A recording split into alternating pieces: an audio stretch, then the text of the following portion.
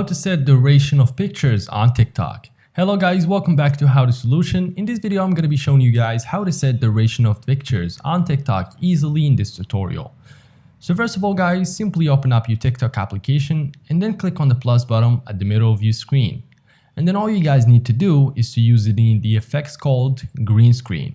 So basically click on the search bar and search for green screen. Once you find green screen, click on it, and now you can choose the picture that you want to set the duration of. So for example, I would choose this one, and then to set the duration, all you guys need to do is simply record it until you reach the desired duration. And if you want to change the picture, all you guys need to do is go back to effects, and you guys choose again the picture that you want, and of course use same method, which is record the video to the duration you want, and keep repeating the same steps. Then once you are done, you can post it afterwards.